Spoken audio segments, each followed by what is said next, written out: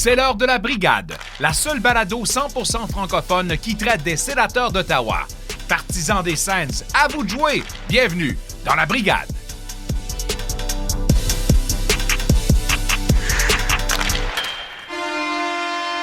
Salut tout le monde et bienvenue à la Brigade. Mon nom est Jean-Philippe Fogg, en compagnie aujourd'hui de Jean-Philippe Fortin ainsi que de Jean-François Demers.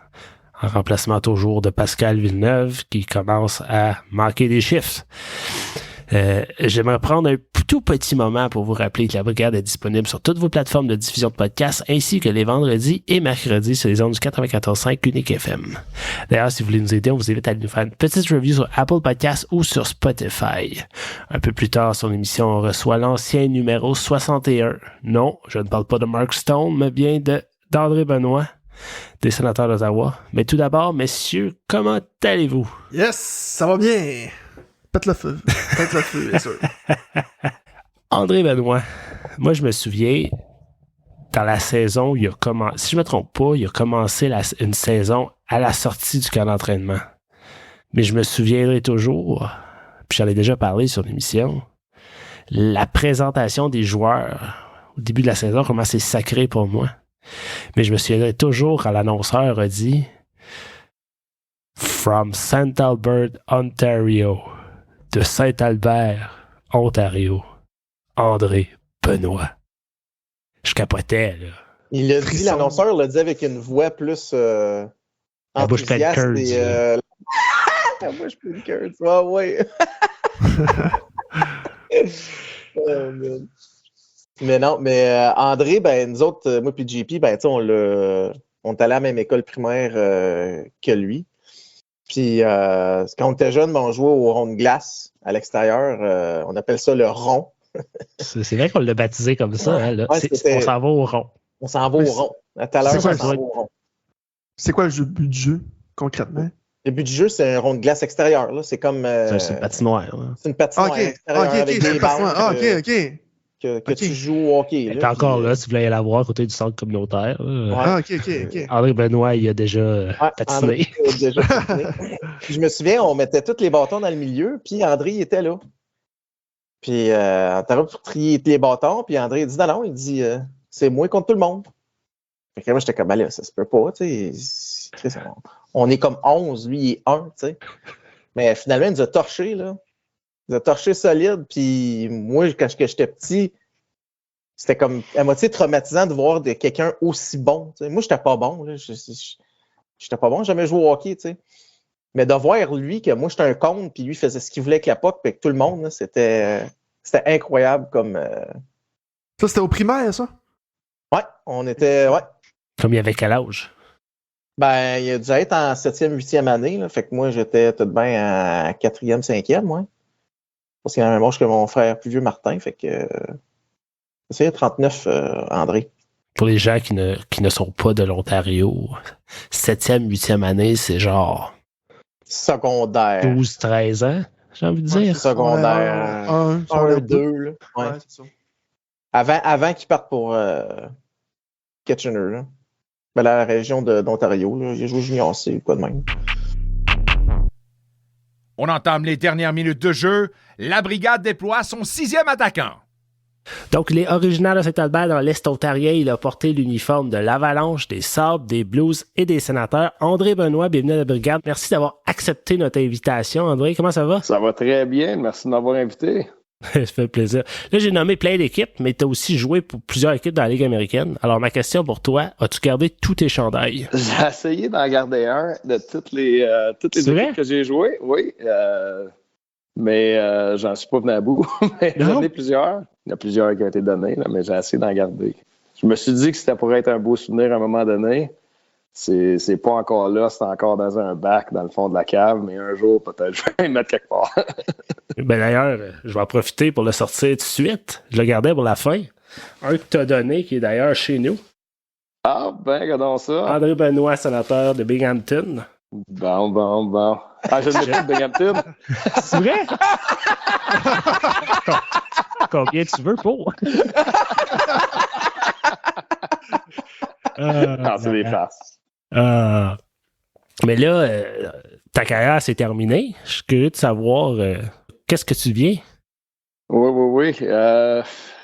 Je perds le compte des années. La vie passe vite. J'ai 2 petites filles, 14 puis 11 ans. Fait que ça passe vraiment vite. Mais ça, je me suis retiré, ça va faire 5-6 ans. Puis j'ai rentré, je suis pompier. Ah ouais, maintenant. Et puis je coach des sports des enfants. Puis c'est des choses que j'ai pas eu la chance de faire trop quand je jouais. Puis j'en profite, là. T'as eu un parcours, tu t'es promené beaucoup, là, on va se le dire. On l'a déjà compté. Je pense que moi et ma femme, on a déménagé 37 fois. On a changé d'équipe à tous les années, puis avec les up and down au cours des mêmes années, puis les échanges, tout ça. Là, fait que ça a fait pas mal de déménagements. Mais on a bien aimé ça. C'était vraiment une belle expérience, mais on est content d'être à la même place pour un bout, là. C'est pour ça que, dans le fond, tu m'aurais demandé la même question pendant ma carrière. J'aurais tout le temps pensé que j'aurais voulu coacher, mais quand je suis rendu à la fin, là, je voulais pas quelque chose qui était pour me faire déplacer encore. Là. Je trouvais que mes enfants et ma femme, ils n'avaient passé beaucoup, puis c'était le temps de se placer les pieds quelque part. Là. Est-ce que tu trouves encore jouer au hockey amicalement ou bien tu as complètement arrêté tout ça? Cette année, c'est le plus que j'ai joué depuis que je me suis retiré, puis j'ai joué, je pense, c'est 2 fois. Peut-être 3. OK. J'ai joué 2 fois l'année que je me suis retiré et puis j'ai pas retouché au patin jusqu'à cette année. Puis là, je pense que j'ai patiné 2-3 fois, mais j'ai eu du fun. J'ai bien aimé ça. Fait que je voulais pas ruiner ça, fait que je n'ai pas fait trop du même coup. Mais reste que je patine quand même 5-6 fois par semaine à coacher les enfants puis coacher d'autres enfants aux alentours. Là. Mais moi, pour jouer moi-même, ça me dit rien. Il y a d'autres choses que j'aime mieux faire à cette heure-là. Penses-tu que c'est parce que tu t'es tellement donné que maintenant, il y a comme une fatigue, genre? Je pense que j'ai une réponse à ça, mais quand je l'ai dit, je trouve que ça sonne comme si... comme ungrateful un peu de ma carrière, mais c'est pas comme ça que je veux passer. Là, mais comme les 3 dernières années de ma carrière, on va dire, ça s'en allait en descendant. J'ai été dans la Ligue nationale un bout, puis après ça, j'ai été en Europe, après ça dans la Ligue américaine, puis je me suis fait échanger, puis ça allait pas aussi bien, puis c'est comme... J'étais rendu tanné, comme OK, ouais. J'avais fini de jouer au hockey, comme je savais, j'étais pour m'ennuyer des games, puis des gars dans le vestiaire, mais le jeu comme tel, là, j'avais fini à ce point-là. C'est pour ça que la décision de me retirer a été facile pour moi. Mais tu sais, j'ai tellement aimé ça pendant que j'étais dedans. Là. C'est vraiment un beau sport, puis j'adore le sport. C'est juste que, comme tu dis, je l'ai fait 6-7 fois par semaine depuis que j'ai 15 ans. Là, ben, je peux jouer au golf, je peux faire d'autres choses. Moi, ma question, André, côté familial, dans le fond, comme que tu dis, ça apporte un stress que tu te fais changer ça, tu te fais changer là. Les enfants à l'école, la maison. Comment est-ce qu'on vit ça, dans le fond, quand tu es dans une situation comme ça? On ne connaît pas rien d'autre. Hein? C'est depuis une vraiment jeune âge. Je dirais pas mal. Ça doit être pas mal tout le monde. Je ne sais pas comment d'autres quelqu'un pourrait se rendre là, mais depuis que tu as 4 ans, 5 ans, tu penses juste au hockey tout le temps. Fait que t'es content de le faire, t'es content de changer de place puis de déménager, puis c'est juste partie de la job, puis t'acceptes ça. On sign up pour ça quand on se lance dans le hockey. Mais c'est certain que quand tu regardes par après, oui, c'est un stress, c'est pas normal comme vie, mais dans le moment, c'est juste quelque chose que tu fais, puis tu passes à travers, puis t'en profites, puis c'est le fun, tu rencontres d'autres mondes, d'autres coéquipiers, puis je pense que c'était un peu plus facile pour moi, mais j'étais chanceux que ma femme était forte. Elle était habituée à ça. Son père, il a joué dans le national lui aussi. Fait qu'il était habitué. Oui? Ouais, il était habitué à ça, le déménagement et tout ça. Fait que ça a fait ça plus facile pour moi d'avoir une femme qui comprend ça, là, qui savait dans quoi qu'elle s'embarquait. Ouais, c'est ça. Là, okay. C'est ça. On n'en parle pas beaucoup de ça, les conjointes de joueurs, mais c'est pas évident, là. Ah non, c'est pire parce que, comme je dis, on pense juste au hockey. Comme j'ai tout le temps été assez, surtout depuis que j'ai eu des enfants, j'étais assez bon pour comme déconnecter quand j'allais à la maison, là, mais c'est certain que quand ça va pas bien à l'aréna, même si tu veux être content et de bonne humeur à la maison, c'est quand même là. Mais c'est pareil comme n'importe quel autre job. Comme n'importe quel autre job, il va avoir ce côté-là aussi, mais ouais, ça existe au hockey. Tu es sur la route aussi, tu pars plusieurs jours, fait que ça aussi, c'est un autre élément de de stress pour elle, j'imagine, un autre poids, si je peux dire, là. Ben, faut qu'elle apprenne beaucoup à la maison parce que on a eu des enfants jeunes, nous autres, fait que par contre, il y a plusieurs places qu'on a été comme aux États-Unis, puis en Europe, puis ma fille vient de rentrer. Ah, bonjour! Attends, je vais te poser une question. Est-ce que tu parles français à ta fille? Ah, c'est correct. Oui. Ça a été des décisions qu'on a faites. On l'a eu en Suède, puis après ça, on est en Finlande, puis aller à l'école. Moi, aller à l'école dans 2 langues, puis la ramener ici, puis la mettre à l'école en français, pour pas rien comprendre, puis... Ouais, c'était une grosse discussion entre moi et ma femme, puis en tout cas, c'est de même, ça a fini. Wow, on est allé où je m'attendais pas, mais je vais retourner au début de ta carrière avec les Rangers de Kitchener.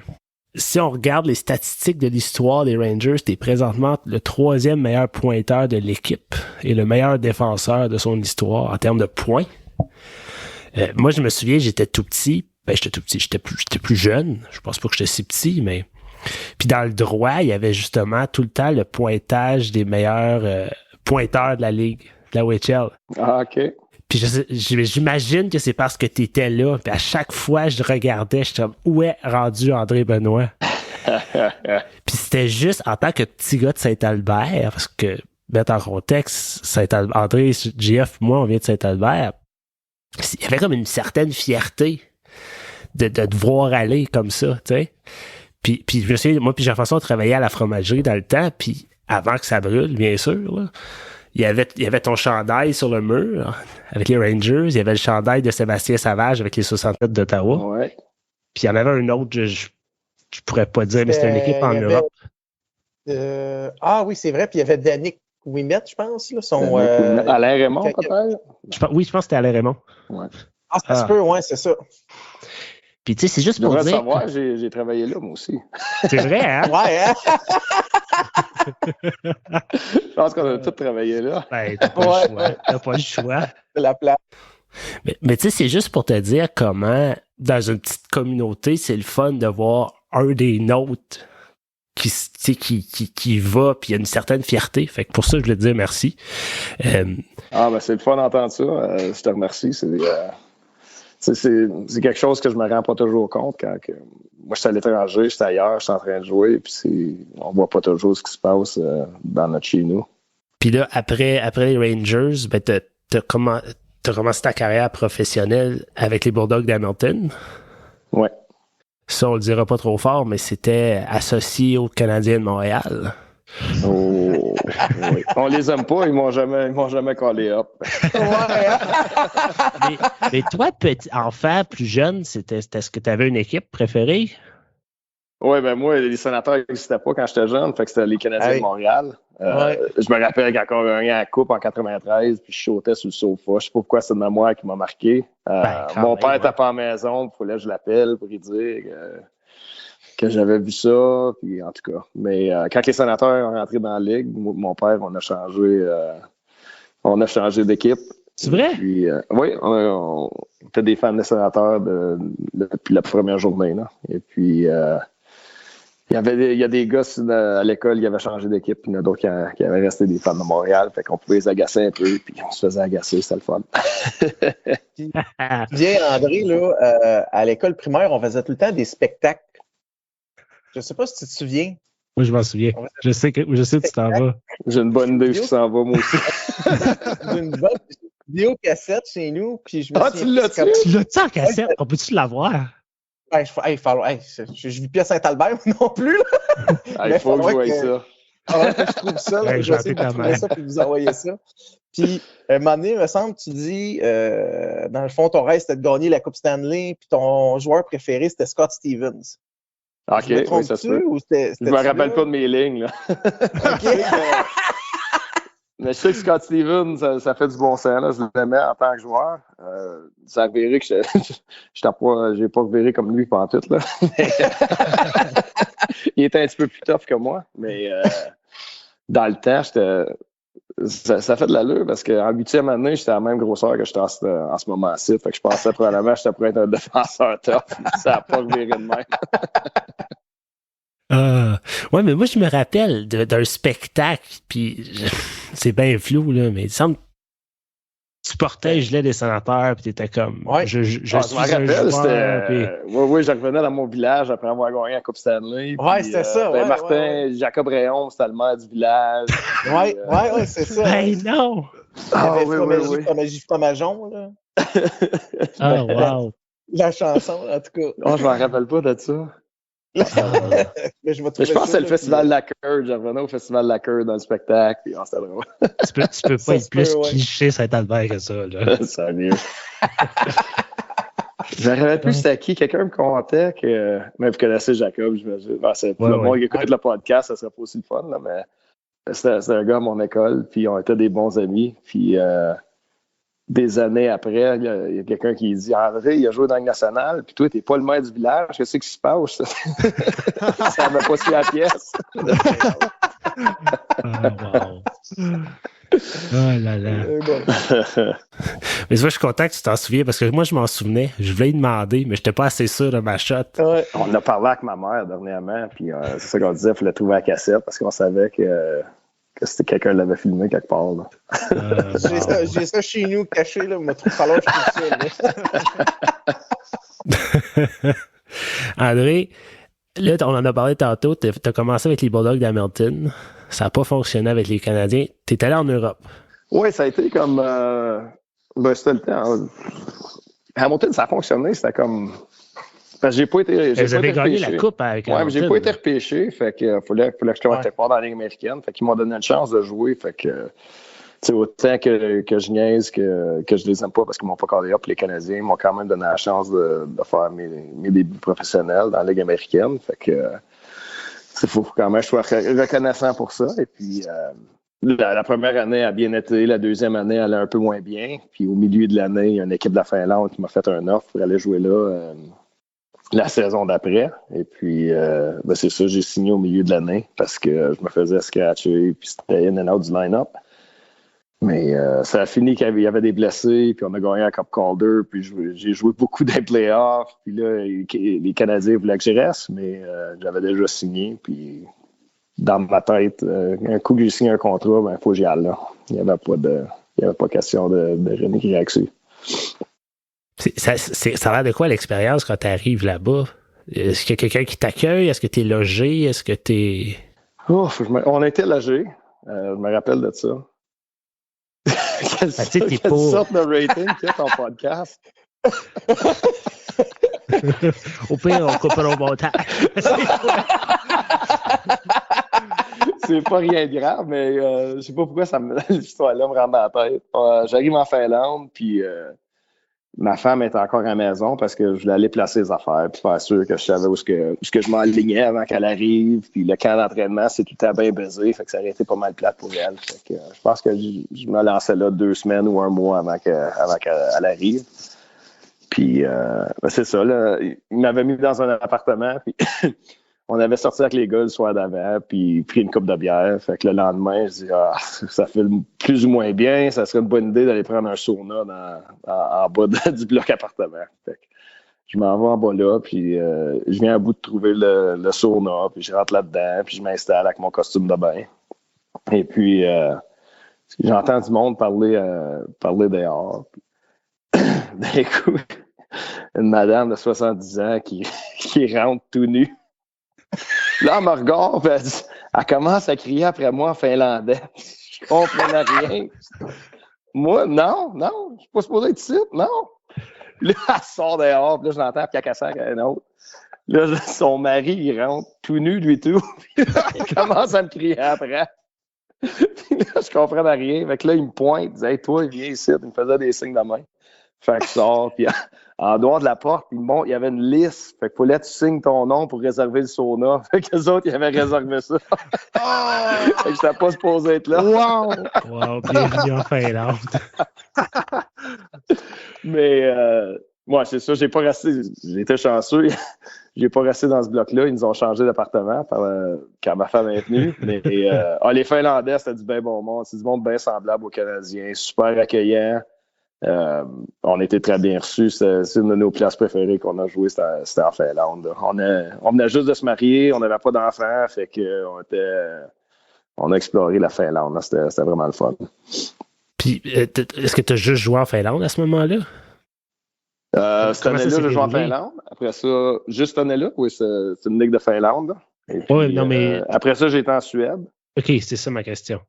Parce que j'ai été en Europe avec l'intention de toujours revenir pour essayer de jouer dans la Ligue nationale. Là, c'était quand même ça le but. Fait que la Ligue de la Suède est regardée un peu mieux que la Finlande. Donc, j'ai fait le saut dans cette ligue-là. Et puis, après ça, je suis revenu, mais vu qu'Hamilton voulait me garder, je leur devais encore une année. Fait que j'ai joué une autre année pour Hamilton quand je suis revenu. Puis c'est après ça, j'ai été à Binghamton. Après ça, j'étais en Russie. Oui, ben c'est ça, je vais revenir tantôt. Déjà là, il y a quand même Est-ce que c'est un parcours commun, ça? C'est-tu assez... Non, c'est pas commun pantoute. C'est juste que quand t'es pas drafté, faut que tu fasses ton chemin. Tu travailles un peu plus fort, ouais. J'ai toujours dit, comme quelqu'un qui se fait drafter dans les premières 2 rondes, on va dire, il faut qu'ils prouvent qu'ils sont pas capables de jouer. Quelqu'un qui se fait pas drafter, c'est le contraire. Faut que tu prouves que tu es capable de jouer. Puis ça prend pas mal plus de temps. Puis tu as moins de chance quand ça va pas bien. Fait que...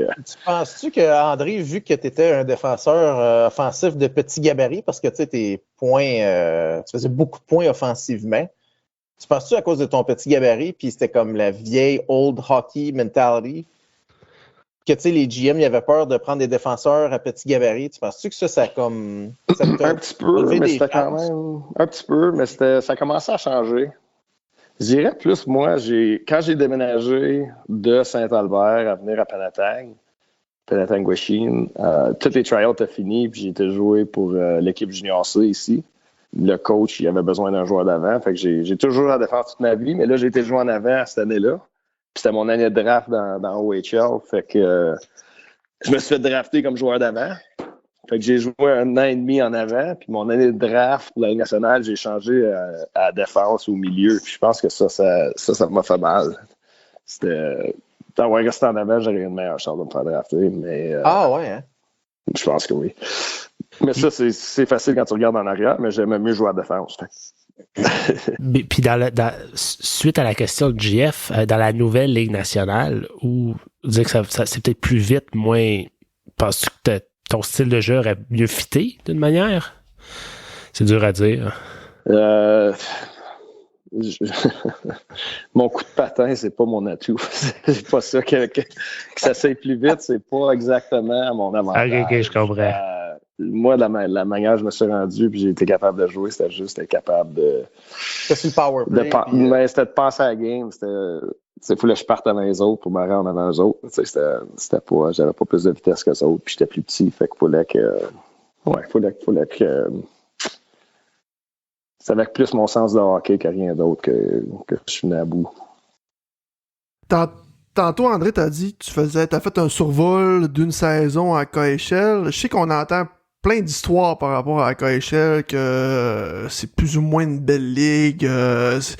En tout cas, ça a de l'air nébuleux un peu comme ligue. Est-ce que réellement c'est une ligue bizarre ou pour toi, ça a été une belle expérience? Si ça aurait été une belle expérience, je serais encore là en train de jouer probablement. Ah ouais, hein? C'est différent, c'était un choc de culture. On pensait qu'elle jouait à Moscou, on aurait pu être capable de se débrouiller en anglais, mais premièrement, il n'y a pas d'anglais là. C'est tout en russe, qui est correct, c'est leur pays pareil, mais fait que ça a été un peu dur. Autant que j'ai dit qu'en Finlande, on était bien accueillis, puis tout le monde, ils ont pris soin de nous autres. En Russie, c'était pas de même. Il n'y avait pas de tout. On a été laissés. Non. On a été laissés à nous autres pas mal, puis on avait... Haley avait peut-être 6 mois, puis Haley avait 3 ans, puis on avait notre appartement, puis c'était nous autres là-dedans toute l'année, puis on faisait pas grand-chose d'autre. C'est pas la pandémie, finalement. Là. Ouais, mais c'est ça. Nous autres, à la pandémie, on était habitués à ça. Mais en fait, ligue, c'était vraiment la 2e meilleure ligue au monde en tant que hockey. Il y a des joueurs là-dedans qui peuvent jouer dans la Ligue nationale, puis c'est juste parce qu'ils aiment mieux jouer chez eux. ou qui se font payer plus là-bas. Mais c'était vraiment... Je sais même pas où commencer. Ils m'ont payé 60% de ce qu'ils étaient supposés me payer. Fait que tout ça, c'est vrai. Là, ils payent quand ça leur tente. Aussitôt que j'ai dit que je ne retournerais pas, c'était fini. Là, on n'a pas eu un autre scène. Fait que dans le fond, tu n'es pas payé, mettons, par semaine? Ou... Toujours payé en retard. Là. On est payé une fois par mois, puis c'est... on est payé une fois par mois, puis c'est tout le temps 2 mois en retard. C'est à peu près ça. Et puis... fait que c'était déjà 2 mois en retard. Quand on a décidé de ne plus me payer, ça faisait que c'était pas mal de mois qui manquaient au bout. Là. Oui. Mais des petites affaires comme... Qu'est-ce que... j'étais là l'année que... c'est triste, là, l'avion Yaroslav à la... Oui, OK. Quand ça s'est arrivé, c'était l'année que j'étais là. Fait que on était un peu... Pas que j'avais peur de voler, mais on y passait 2 fois. Là, puis les avions, c'était pas des avions comme ici. Là, c'est vraiment des vieilles avions. Puis c'est comme...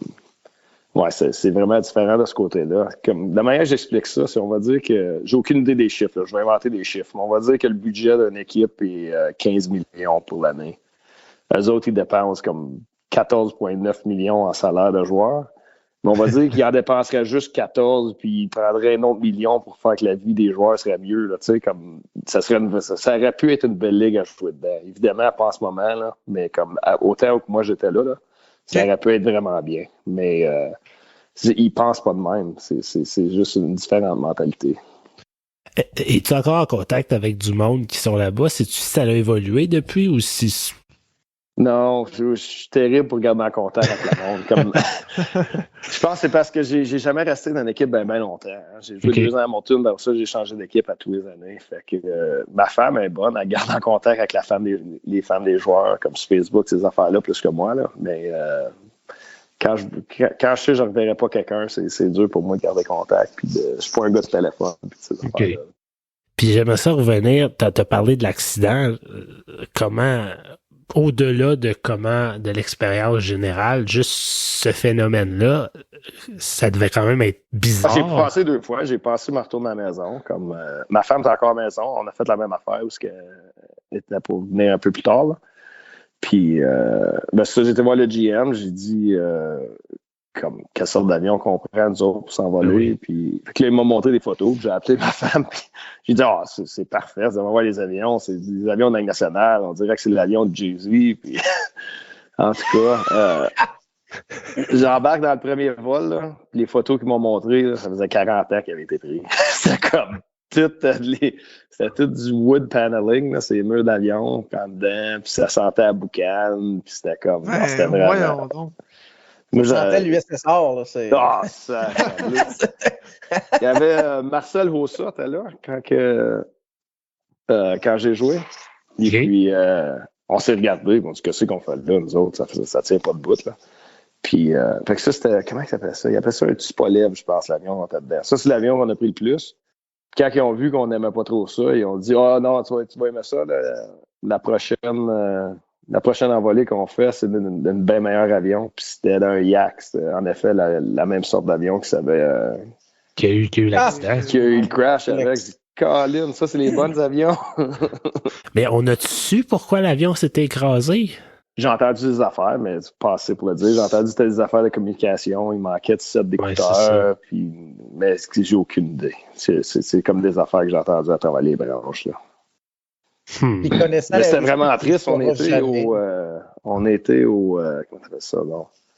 Pas l'enterrement, là, mais comme... Il y avait des funérailles, c'était comme des funérailles, puis c'était à l'aréna à Yaroslav, puis il y avait comme 25 cercueils partout, puis les familles en larmes, puis on payait nos respects, puis on passait à côté. J'ai jamais vu quelque chose de triste de même. Ça n'a pas de bon sens. Non, c'était pas ça a-tu créé un choc? Y a-tu un moment dans la saison qui a été comme cancellé ou... Oui, ça, c'était avant que la saison commence. C'est ça, c'était avant que c'était comme en pré-saison, hein?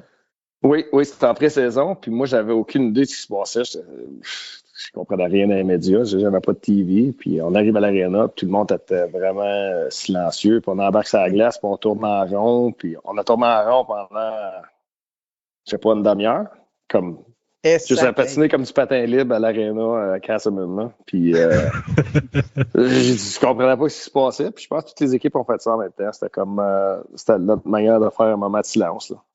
OK. Fait que, ouais. Wow, c'est quand même particulier comme. C'est pas quelque chose qu'on vit, là. Ouais, puis moi, ça m'a frappé, mais je connais comme les joueurs changent d'équipe beaucoup. Il y avait beaucoup de mes coéquipiers qui connaissaient des joueurs qui avaient joué, je sais pas, dans leurs enfances ou d'autres années avec. Là, fait que non, ça a vraiment bouleversé le monde. Avant de te retrouver à Moscou, t'as joué, tu dis tantôt, t'as commencé avec Binghamton. Oui. J'aimerais ça revenir sur ta saison où vous avez gagné la Coupe Calder. Oui. Ça, c'était une belle saison. Puis Binghamton, on était là, comme on n'était pas certain de. C'est pas comme ça, ça a une super bonne réputation en Fayetteville, mais on a tellement aimé ça, nous autres. C'est vrai? Oui, parce qu'on n'a pas besoin de grand-chose. Une coupe de bons restaurants, une bonne école pour les enfants, puis une bonne équipe. Ils nous traitaient bien. Tu sais, l'organisation, c'était. En termes de Ligue américaine, il n'y a pas trop de voyagement. Là. Il y a quand même des équipes proches. Fait que ça a fait une belle saison. Puis quand tu gagnes, c'est tout le temps plus facile de la ville qu'on est dedans. Là. Fait que la ville avait vraiment embarqué dans notre playoff run. C'était le fun. Oui. Puis tu sais, je vais nommer des joueurs qui étaient dans l'équipe cette année-là. Il y avait Corey Locke, Jim O'Brien. Je suis pas certain si tout le monde était encore là pour les séries. Caspar de Gavin, Eric Condra, Colin Greening. Oui. Bobby Butler, Mike Hoffman et Robin Leonard. Oui, t'as tout là. J'ai comme envie de dire que c'est des joueurs. La plupart de ces joueurs-là ont eu une percée dans la Ligue nationale, mais j'ai comme envie de dire que c'est pas nécessairement une grosse équipe. Comme il n'y a pas de superstar, là, on va dire. C'est quoi la force de cette équipe-là? Comment t'expliques ça? C'est dur d'expliquer. Des fois, l'équipe juste clique. Hein, comme, c'est ça. Ryan Keller, c'est notre capitaine. C'est vraiment un bon joueur dans la Ligue américaine. Des fois, les games, ils se traduisent pas hein, comme une grosse carrière dans la Ligue nationale, mais tu peux quand même avoir comme Corey Locke, c'était 100 points par année dans la Ligue américaine. Là, ben oui, c'est ça. Anyways, fait que c'est des vraiment bons joueurs.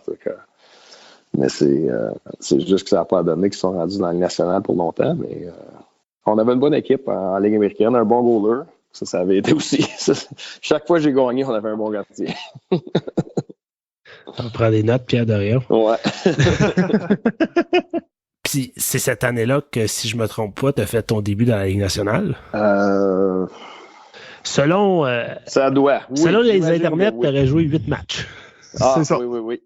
Oui, c'est ça. On se faisait caller up and down. Comme on restait une game, on redescendait parce qu'on essayait de faire les playoffs avec Binghamton aussi. Comme on était une équipe qui était sur le bord de ne pas faire les séries dans la saison régulière parce que on avait perdu beaucoup de joueurs qui s'avaient fait caller up toute l'année. Là. Parce qu'à la trade deadline, les Sénateurs avaient changé beaucoup de leur top, leur talent. Fait que ça avait laissé bien des trous à remplir. Et puis, moi, c'est ça. Là, quand je me suis fait caller up la première fois, j'avais comme 27 ans. Ça faisait un bout quand même que je jouais professionnel. Puis, j'étais sur la toilette quand j'ai eu le téléphone. Je raccroche, puis je crie à ma femme. Hey! I just got called up! Des petites affaires de même que tu te rappelles des fois. Là, mais... c'est ça. Qu'on a marqué dans. Il avait amené pas une limousine, là, mais comme une affaire de transport, là, un SUV. Puis j'avais embarqué là-dedans. Fait que j'avais appelé tout le monde en m'en allant. Là, dire ça à mes parents, puis mes cousins et cousines. Puis. C'est vraiment le fun parce que les Sénateurs, je viens de là, fait que ça fait qu'il y en a du monde. Ouais, c'est ça. Tout le monde est proche. Ouais. Le premier match, comment t'as vécu ça? En parlant, j'essaie de me rappeler, puis c'est comme... C'est un peu flou. Je m'en rappelle, mais je m'en rappelle pas. Comme, l'affaire que je me rappelle le plus, c'est que j'étais vraiment nerveux. Puis Bobby Butler, avant la game, je sais pas ce qu'on était, puis... je me demandais comment ça allait. Je disais, je suis nerveux. Mais comme dans la Ligue américaine, c'est le contraire. C'était moi le vétéran, puis lui, c'était un recrue. Il me regarde, il dit, hey, si moi je suis capable de jouer ici, t'es capable, tout et tout. Ça a cliqué, ça a fait comme, c'est vrai. Ça a comme tout à modérer un peu. Ouais, parce qu'il y en a une gang de Binghamton qui ont joué Jim O'Brien, Doug Gavin, Condra. C'est tous des gars qui ont eu un passage en même temps. Fait que j'imagine qu'avoir ta gang autour, ça devait être quand même le fun. Là. Ça l'a aidé certains. Puis c'est ça, les gars se faisaient caller up puis se faisaient redescendre, c'est-à-dire. Fait que c'était comme comment tu dis ça, revolving door, là, ça changeait tout le temps, qui était en haut, qui était en bas. Fait que, quand j'étais là, c'est ça. Il y avait bien du monde que je connaissais. Puis j'étais bien accueilli, comme les gars comme Chris Phillips, puis Daniel. Ben, Phillips, je pense que c'était mon partner à la première game. Mais, ah ouais, hein?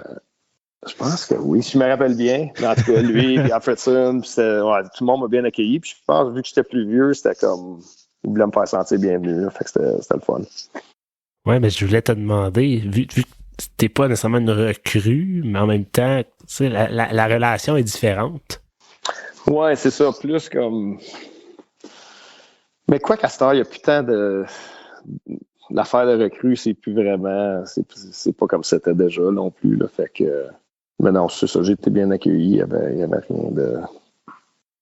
Je me sentais à l'aise, on va dire. Je me sentais bienvenu quand on était pas à l'aréna et tout ça. Moi, je vais me souvenir d'un jeu en particulier cette année-là. C'était en playoff. Ils avaient joué contre les Penguins de Pittsburgh. Puis le game numéro 4. C'est-tu la game numéro 4? Ou bien la game numéro 3? En tout cas, bref. C'était à Ottawa. Je pense que c'est toi qui avais pris le lancer, puis Colin Greening avait pris le retour. Puis c'est Thomas Vokoun qui marquait et qui goulait pour les Pingouins. Je pense que j'ai jamais crié autant que ça chez nous par rapport à un but, là, mais ce but-là, je vais m'en souvenir toute ma vie parce que j'allais à Game 4. Fait que là, j'étais content de savoir que je m'en allais pas voir une game que les Sens allaient devenir 0-3 parce que ça a fait comme 2-1 dans la série à ce moment-là. Fait que là, quand t'avais pris le lancer puis Greening avait pris le retour, ouais, toute ma famille, tout le monde pensait que c'est moi qui avais scoré. Oui, en plus. Mon téléphone, il était blow up. Il faisait rentrer dans le bas. Je dis non, c'est pas moi. Mais c'est drôle parce que je pense que cette année-là, la première série, on a joué contre les Canadiens. Ouais, puis, ça, c'était pas mal court, par exemple, là, le Centre Bell en play-off.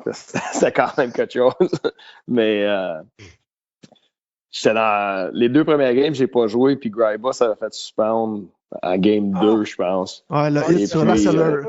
C'est ça. Fait que là, moi, j'étais en haut dans la passerelle, puis juste avant que ça arrive, je me rappelle plus qui j'avais regardé. Peut-être Peter Regan.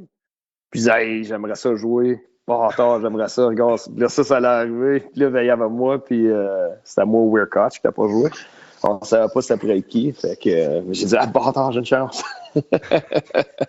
Fait que là, j'ai joué 2 games, je pense.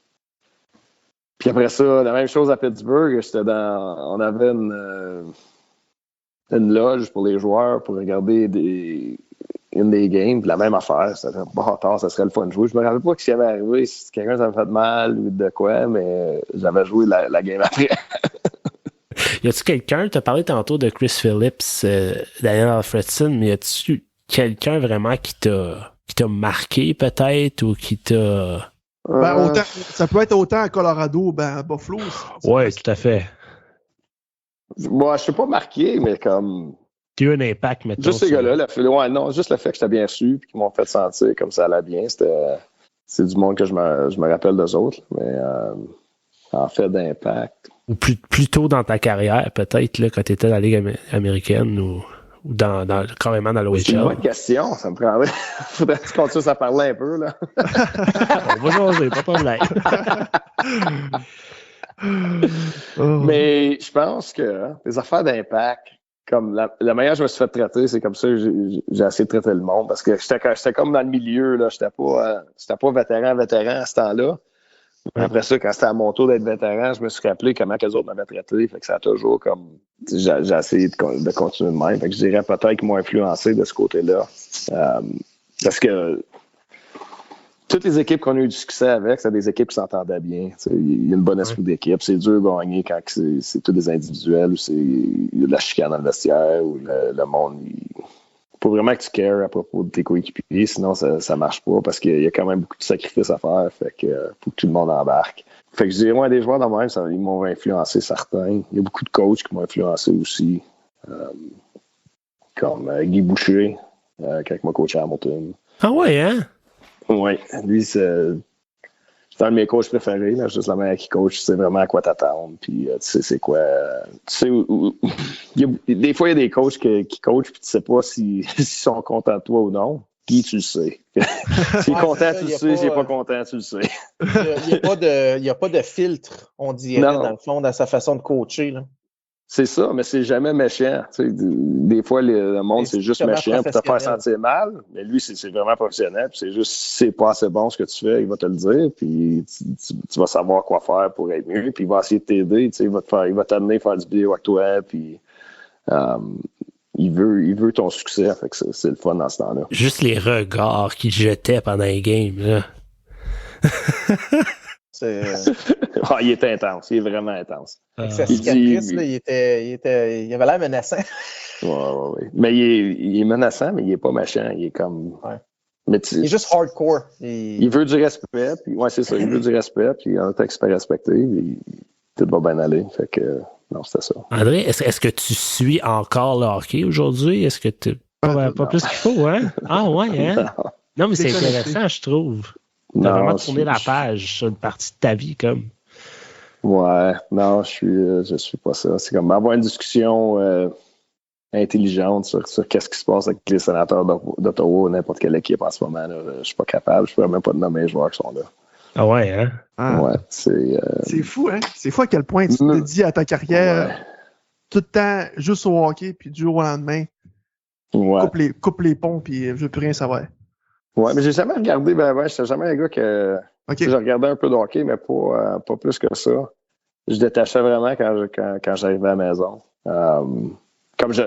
Souvent, j'arrivais après une game, puis il fallait que je regarde sa board pour voir qui qu'on jouait contre. J'avais aucune idée. Là. Ouais, hein? Ah ouais, OK. Ouais. Il y a des coachs qui n'aimaient pas ça, mais pour moi, ça marchait. C'était comme être toujours engagé dans le hockey, c'est-à-dire 360, comme 24 heures par jour, ça n'aurait pas marché pour moi. Ça aurait causé trop de. Je sais pas si le stress est le bon mot, mais comme. Je sais pas, de manière. J'étais excité d'aller à l'aréna, puis j'étais excité de revenir à la maison, puis c'était comme. Faut que tu apprennes qu'est-ce qui fonctionne comme pour toi. Puis il y a des gars que ça marche mieux si tout le temps ils pensent juste au hockey, puis c'est juste ça qu'ils pensent. Puis, ouais. Mais pour moi. Si t'as pas d'autre chose dans ta vie, ça fait que quand ça va pas bien au hockey, ça rend ça pas mal plus dur. Fait que en ayant d'autres choses ailleurs, puis la vie familiale, ça l'aide à accepter les stress qui vont moins bien d'une saison parce que c'est pas tout le temps que ça va bien. C'était ta façon de dissocier vie personnelle puis la job finalement là. Ouais, il y a une grosse partie du hockey, puis c'est d'être capable de dealer avec pas la santé mentale, mais comme le côté mental du hockey. Parce qu'il y a une pression, je veux pas. Là. Ouais, puis quand ça va pas bien, tu sais que ça va pas bien, puis tu commences à essayer trop fort des fois, puis tout a de l'air pire que c'est, puis toutes les erreurs sont magnifiées. Fait que en ayant un moment dans la journée que tu penses à d'autres choses, on dirait que ça fait comme un reset, puis tu peux passer à travers ces périodes-là un peu plus facilement. Là. Quand je dis ça, passer à travers ces périodes-là, là, je sais que c'est pas des vrais problèmes comparé à d'autres mondes dans la vraie vie, là, mais comme à ce temps-là dans ma vie, c'était ça qui était mes problèmes, I guess. Non, mais en même temps, je pense que tout le monde deal à sa façon avec les problèmes qu'ils ont. Je pense pas qu'un problème est plus grand qu'un autre. C'est vraiment, tout est une question de ce que tu vis puis comment tu le vis. Ouais, c'est juste, j'ai pas d'autres mots pour dire, là, mais tu sais, c'est first world problem. C'est des challenges. Ouais, c'est ça. C'est vraiment pas des. Tu sais, c'est pas comme si quelqu'un est malade ou des affaires de même. Là. Non, on comprend. Puis, André, t'as parlé tantôt que tu coachais pour tes filles et tout ça. Maintenant qu'ils sont plus vieilles, est-ce que c'est quelque chose que tu pourrais te voir faire un peu plus ou comment tu vois ça? Je les coach encore et les deux jouent, puis ça, j'aime ça. Fait que ça, j'étais 100%. Ça, je dis, je suis quand même sur la glace 6 jours par semaine, même si je joue pas. Là. Tu restes connecté avec le sport, veux pas. Oui. Comme ce côté-là du sport, j'adore ça. Puis cette année, j'ai commencé à coacher d'autres jeunes aussi, à part les équipes de mes filles, là. Et puis, j'aime ça. C'est intéressant de voir comment est-ce qu'ils apprennent, puis d'essayer de figurer à quel niveau ils sont, puis combien tu peux leur en donner, puis comment faire pour qu'ils comprennent ce que tu essaies de dire, là, parce que des fois, on fait j'ai des plans, puis je dis, on va faire ces drills-là en pratique, puis j'ai tellement de bonnes idées aujourd'hui, puis t'arrives là, puis c'est comme, le niveau est trop élevé pour eux autres, ou c'est trop bas, puis faut t'ajuster. Fait que c'est vraiment intéressant à ce côté-là. Puis est-ce que, exemple, quand tes filles vont être plus vieilles, est-ce que le fait d'être entraîneur dans une équipe professionnelle, c'est dans tes pensées, ou bien toi, tu te concentres plus sur le hockey mineur, puis ça te fait très bien? J'adore être pompier. J'adore être pompier, ouais. Ouais, c'est vraiment un job que je trouve vraiment... comme ça m'apporte beaucoup. Quand je me suis retiré, puis j'essaie de figurer quoi faire, tu sais. Le hockey, il reste que c'est quand même juste de l'entertainment. Hein. C'est pas... ça apporte beaucoup de bonheur à du monde, mais c'est quand même... C'est quand même semblable à être un acteur ou whatever. Fait que il y a quelque chose qui apporte un petit peu plus au monde. Puis être pompier, t'arrives pour aider le monde quand ça va vraiment mal dans leur vie. Puis je trouve ça vraiment rewarding. C'est une passion pour moi. Puis ça serait dur pour moi d'arrêter ça, certain. Puis ça, t'as commencé ça fait est-ce que ça fait longtemps que t'es pompier? Je vais faire 5 ans, ça fait 4 ans à plein temps, 4 ans et demi à plein temps. Et puis, une autre année volontaire avant ça. Aussitôt que je me suis retiré, je savais que je m'en allais à l'école pour être pompier. Là. J'avais figuré ça. Ça doit pas être super évident, retourner à l'école, veux pas à ce moment-là? À retourner à l'école, on va dire que c'était un cours en ligne, puis après ça, j'ai été à l'école pour un mois, puis c'était comme vraiment quand même. C'était pas, j'ai pas retourné au collège avec des jeunes. non, non, mais il faut quand même que tu aies une certaine discipline puis que tu prennes le temps de bien de le faire, tu sais. Oui, certain. Je suis un gars qui aime ça apprendre, fait que quand j'ai décidé que c'est ça que je voulais faire, je me suis lancé à 100% là-dedans, puis tout ce que je faisais, c'était pour que mon résumé de pompier soit mieux. Là. J'ai fait un peu de suppléance au secondaire, puis travaillé un peu juste parce que c'est des affaires que je savais qui étaient pour aider. Là. Fait que, ouais. Mais j'étais chanceux parce que j'avais du temps, puis j'avais un peu d'argent de sauver, fait que j'ai pu me lancer comme ma job à plein temps, c'était de me former pour être pompier. Là. André, en terminant, on a une petite tradition qu'on appelle les tirs de barrage. Donc, on te lance une série de questions qui ont rapport ou pas. OK. Tu nous réponds comme ça vient. OK. Sans plus tarder, faites place au tir de barrage. Donc, la première question, pourquoi le numéro 61? C'est 16 arrivé à l'envers. Pourquoi le numéro 16? Pourquoi le numéro 16? C'est ça qu'ils m'ont donné ma première année à Kitchener. C'est vrai? Oui. OK, ça a du sens. Mais je me trompe-tu si je dis que quand tu étais avec les sénateurs, puis tu portais le numéro 61, Mark Stone a porté le 16 pendant un bout? Ça se peut-tu? Ça se peut. Puis après ça, quand t'es parti, il a switché au 61, il a dit... Hey. Non, ça se peut que c'était 61 son numéro. Ça se peut. Ça se peut très bien. Ça, c'est un bon gars. Ça, je l'aimais, Mark Stone. Mark Stone. Très gentil. Ah oui. Vraiment à première classe. C'est vrai qu'il avait l'air... il avait l'air d'un funny guy aussi. Oui, il était drôle puis il était gentil. André, comme tu as eu plusieurs équipes au long de ta carrière, j'imagine que tu as visité beaucoup de villes. Quelle est ta ville coup de cœur? Ouais, je l'ai toujours deux. Moi, jouer à Ottawa, c'était vraiment spécial pour moi parce que je viens de là. Mais c'est triché un peu, là. Fait que Colorado, Denver, on a bien aimé ça. Denver? Ouais, c'est vraiment une bonne ville. Dans l'altitude? Ouais, c'est spécial. Comme tu peux avoir de la neige le matin, puis après ça, il fait 20 degrés dans l'après-midi. C'est comme... Le monde, ouais, c'est vraiment... C'est un style de vie quasiment un peu européen, là, assez relax. Fait que c'est bien. Je pensais que tu allais dire Moscou, mais... Ouais. Prochaine question. T'as fait beaucoup d'avions, beaucoup d'autobus. Ton divertissement pour passer le temps? Je joue aux cartes. C'est un gars qui joue aux cartes en arrière avec les boys. OK. Ouais, c'est jamais ça. T'es un gars dans le coin de la table. Ouais, c'est ça, exactement. Un gars de table, OK. Avec la bière, elle est... Ouais, c'est ça. Habituellement, c'est ça, là. Oui. Dernière question, ton rituel d'avant-match? Rituel d'avant-match. On peut passer à travers, là, j'ai vraiment des affaires que j'essayais de faire partout, mais j'étais pas un gars j'étais pas superstitieux, fait que si quelque chose marche pas, c'est pas grave. Mais j'aimais ça aller taper mes hockey dans les estrades. OK. Premièrement, les arénas vides, j'aime ça. Les arénas de sport vides, ça c'est n'importe quoi, j'ai toujours aimé ça. Fait que aller m'asseoir en haut d'un coin puis taper mes hockey, je trouve ça relax, puis je peux penser à la game, puis après ça, différentes équipes, c'était différents temps, mais j'étais un gars qui jouait au soccer, là, two touch. Ouais. Fait que je faisais ça, après ça, je m'étirais, puis je m'habillais tout le temps de la même manière, là, mais ça, c'est juste par habitude, c'est pas... Il n'y avait pas de patin gauche avant le patin droit, puis ça fait de même. Mais je suis certain que c'était le patin gauche avant le patin droit, mais comme il n'y a pas de raison, c'est juste parce que c'est habitué d'une manière puis ça reste de même. Là, mais s'il fallait qu'il file mon patin gauche, mais j'attendais pas, je mettais mon patin droit, c'est pas grave. Là. Avais-tu un coéquipier où il était superstitieux, que ça en était quasiment ridicule, là, que tu te demandais s'il était correct mentalement? Ah, oui. C'était qui dans le temps, maintenant? Puis, il y avait Cody Bass, c'était pas mal superstitieux. On niaisait avec, on bougeait à ses affaires. Je me rappelle plus c'était quoi. Là. Puis il y avait... C'était Philippe Kuba, je pense. Quand on va dire qu'il donnait une tape ses jambières en changeant de chiffre, là, il fallait qu'il te redonne une tape. Sinon, c'était pour ruiner sa game. Fait que là, ça, c'était...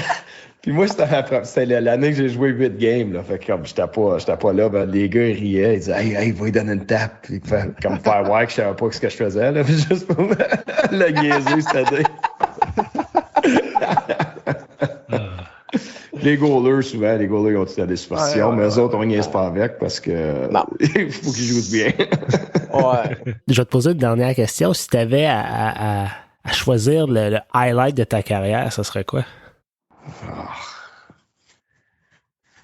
Le highlight de ma carrière. J'ai été chanceux que je veux pas que ça reste silence trop longtemps. Là. Mais j'ai été chanceux que j'ai eu une grande carrière. Il y a bien des moments qui sont spéciaux, comme gagner la Coupe Memorial à Kitchener, c'est spécial. Les 2 Coupes Calder, c'est spécial. Jouer dans les playoffs dans la Ligue nationale. Pouvoir aller au Colorado puis avoir un plus gros rôle que j'étais habitué. Il y a tellement de moments qui ont été spéciaux, mais pour piger un moment plus que d'autres, là. C'est les deux... à ma femme. Je suis certain que ma femme aurait une bonne réponse. C'est les 2 personnes âgées en Finlande. Ouais, c'est ça, exactement. Hey André, ça fait 1 heure qu'on parle, là. On va te laisser aller, mais un gros merci de nous avoir donné de ton temps. C'était vraiment le fun de te parler. Merci de l'invitation, c'était le fun, les gars. Non, je sais pas, faites bien ça. Vous savez quoi, les gars? Bien que qu'on vient de la même place, j'ai jamais vraiment eu de conversation avec André Benoit, puis j'étais un peu surpris. Je m'attendais pas à ce genre d'individu. Il est tellement sympathique et terre à terre et... Ça me dérangerait pas de me faire sauver par ce pompier. Non, mais pas vrai. Non, mais tu sais, en faisant des farces, tu sais, mais c'est vraiment un bon Jack, tu sais. Il n'y avait pas de gêne, il n'y a pas de moment awkward, tu sais. La discussion était facile. C'était comme si on prenait une bière avec un ami. Vraiment un bon Jack. Exact. T'sais, on dit souvent dans la brigade qu'on veut avoir des conversations humaines, puis on the flow, puis ben relax. Ben, André Benoit, c'était l'invité, que c'était vraiment ça. Oui. C'était vraiment ça. Il a été vraiment honnête, je pense, sur comment il s'est senti à différents moments de sa carrière. Quand il nous a parlé de la KHL, il ne peut pas être plus honnête que ça. Parce, il a dit sa façon de penser. Bon, messieurs, le mot de la fin? Le mot de la fin. Jeff, à toi l'honneur. T'étais en uniforme aujourd'hui. À toi le mot de la fin. En ayant des souliers pesants à porter durant le remplacement de Pascal, je vous dis, gardez confiance. Restons des bons partisans, supportons notre équipe. C'est ça, là. Je sais pas si je suis vendeur ou pas. C'est ce que je dis, là. Ah là là. Je pensais que tu allais dire c'est pas scandinave. Ouais, c'est pas scandinave. Non. Et là là. Bon, ben, messieurs, bonsoir.